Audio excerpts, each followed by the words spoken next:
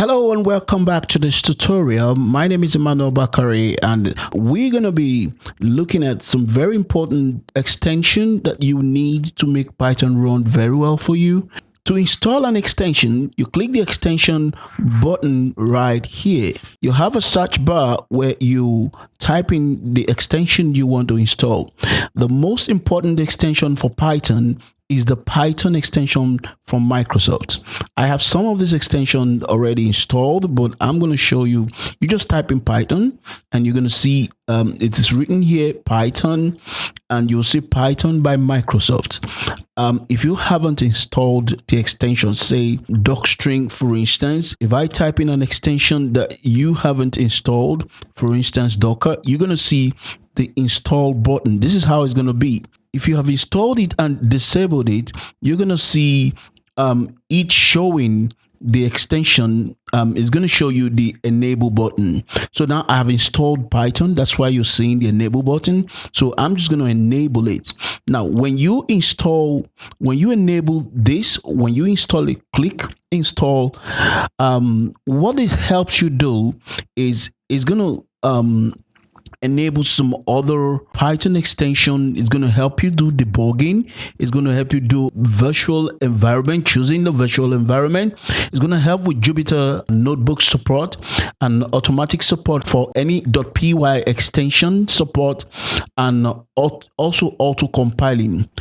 So this is a very important extension you should have when using Python with Vscode.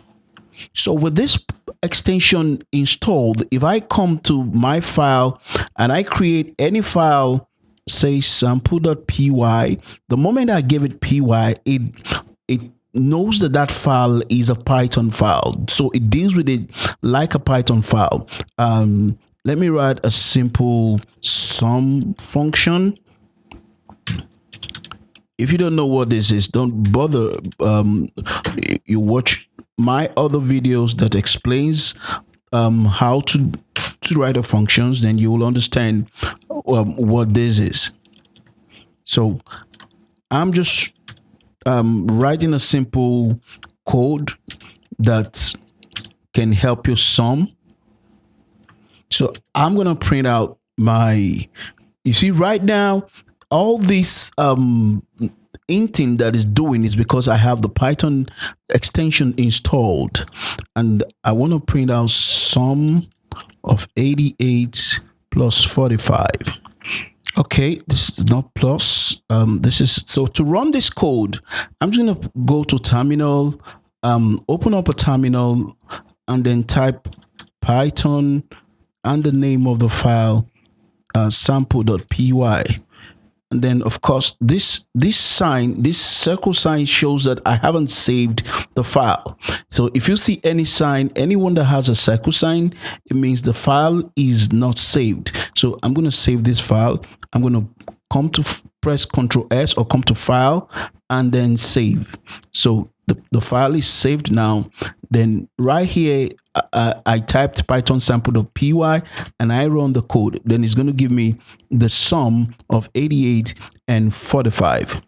The Python extension helps me also to do debugging, helps to show inting. If I over an extension, it's going to show me going to give me an int of the documentation. You can see right here, as I over this function, it gives me an int of what is used for. As over print, it gave me an int of what print does, and then it's also used for debugging. To enable debugging, you come to this debugging icon, click the debugging icon and click this create a launch.json file. This will enable debugging to be created. When you click it, it's going to open up this file. Is going to say your debugging configuration. Is it what kind of debugging do you want to do? So you say it's for a Python file. So it creates this file for you. You don't have to do anything to this file. Just close it. But what that means, what the file has done is that now debugging, when you click debugging, is now showing you several other tabs ready to debug this code. So to start the debugging, you click your breakpoint where you want your debugging to start, and then you click the Python debugging. So it brings up the debugging icons where you begin your debugging. You can say step in, begin to run through the code to see to walk through the code, and then you can see all your variables. Sum here is 133. That's what the Python extension does. It helps with code hinting. It helps with automatic support for files, the .py extension file. It helps with debugging. It helps to give documentation on functions. It has Jupyter Notebook support. It has support for visual environment. It's a very good extension. Another extension is the Code Runner extension. Now, it's not always, let me close this debugging tool. It's not always nice to have to come to the terminal. If I want to run this code, to type Python sample.py. Yeah, it does work, but that's a lot of step. So the extension I want us to install now, I have installed it, but I disabled it. So I'm going to enable it. Is the Code Runner extension. So you type Code Runner. So see, this is the Code Runner extension.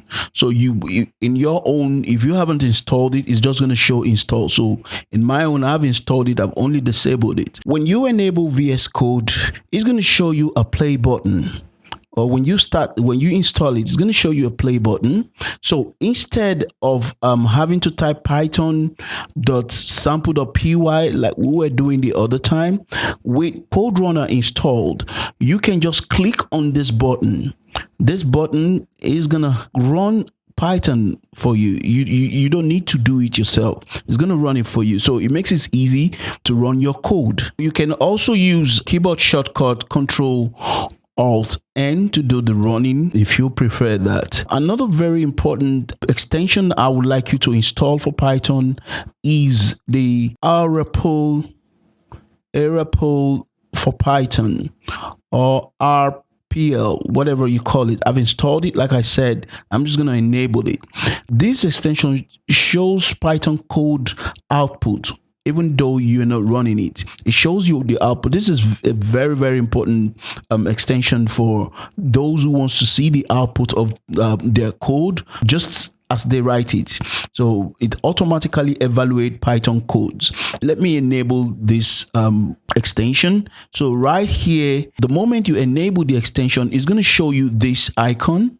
This icon is the icon that you need to click to enable the REPL extension. So if I click this icon right now, it's going to show me this part is enabled right now. So all you need to do to run this code, to see the output of this code, is just to put your mouse anywhere and just maybe press a space bar.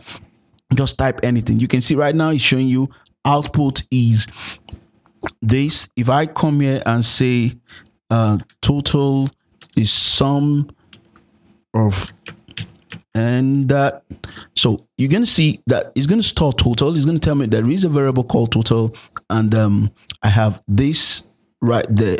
I want to print out total sum is total.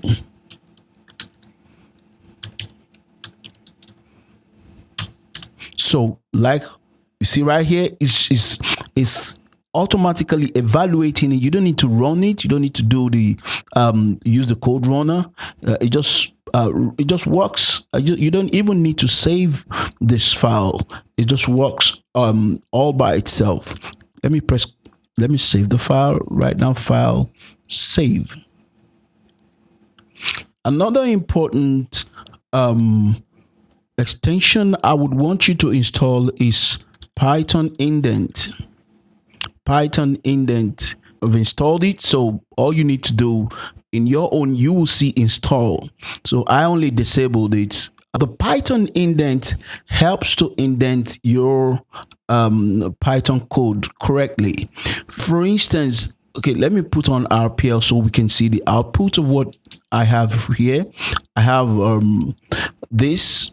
There are times when you just want your code to say here, I want to put the total down.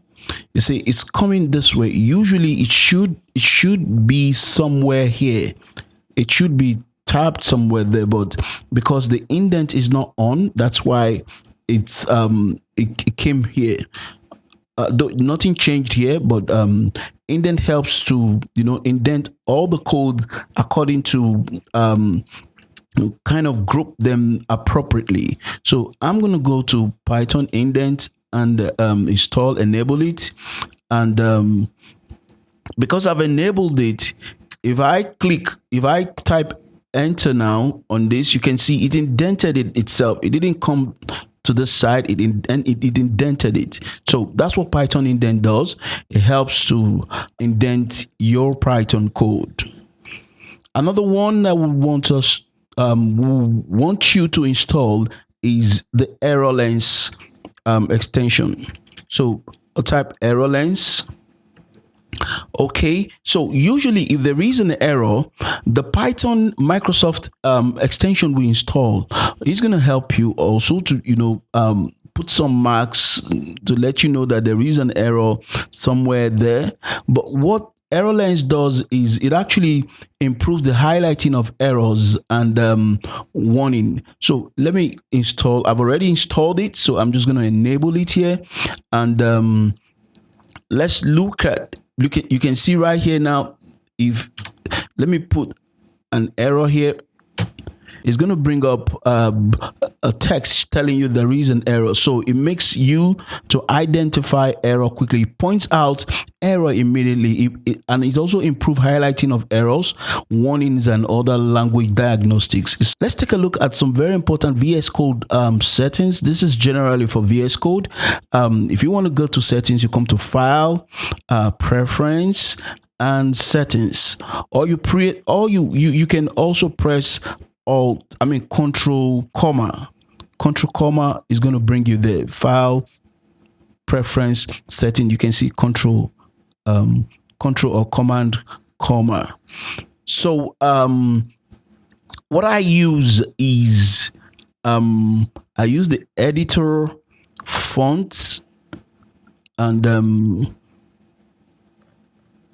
you can then look for font size if you want to increase the font size of your code, or to make it easy, just type font size here, or you type editor font size, editor font size. So you see it here, editor font size. So right now it is at 18. I can look at this code right here. Now if I change this to 28, the code becomes bigger. So this is where you change the font size of the code. Let me just put it at 24 for now. So you see the code becomes bigger. And another very important one I use is the autosave settings, so that I would not have to be saving my file all the time. So I use the autosave. Now autosave settings helps to save the moment I'm typing. I don't have to press the Ctrl S or come to File, Save or Save As anymore. So right here it says, when do you want to save? There is the after delay. After delay is the moment you type and you wait for, this is the delay time, 1000 milliseconds. The moment you wait for a second, it's going to save. You can of course change the number of the milliseconds you have to wait for it to save your file.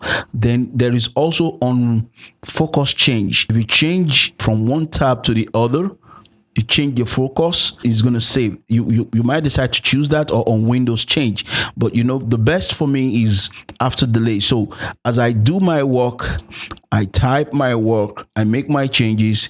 After a minute, it's already saved. You can see right here there is that zero circle sign showing that my stuffs are not saved.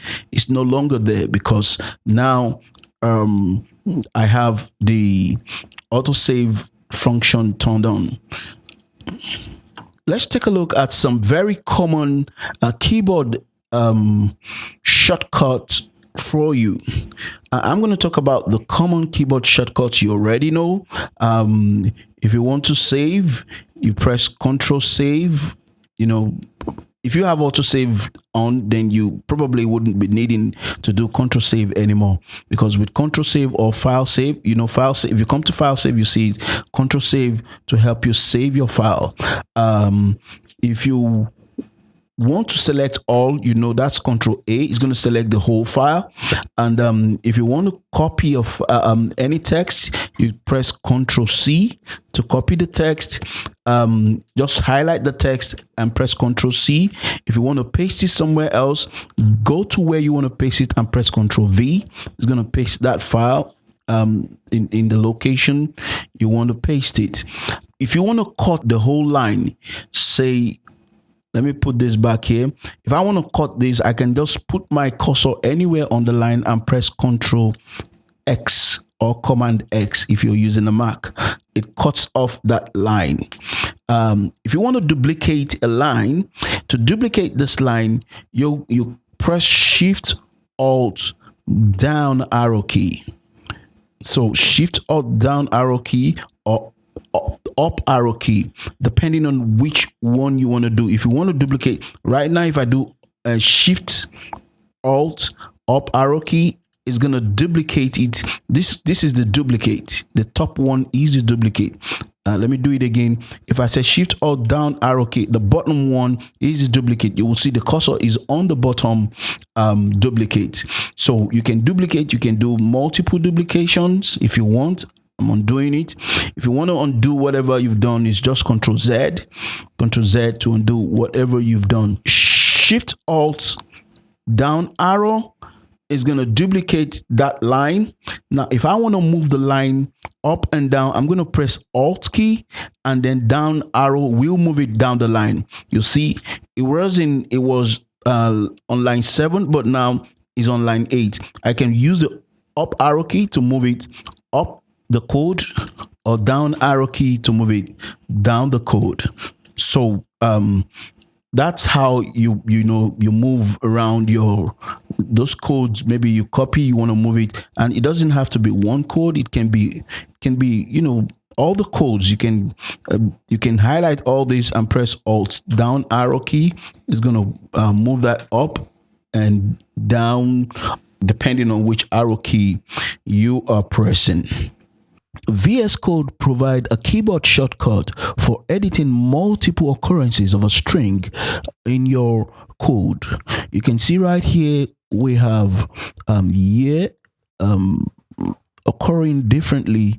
One of the things you can to see the occurrence of a particular string is to just double click it. You will see it's going to actually highlight, not really highlight, but it's going to show you where all those codes, those strings are. So I want to change this to age. So if I change this now age, and then I'm gonna have to come here and change to age, it's a very long method. So I'm gonna undo what I just did, pressing Ctrl Z.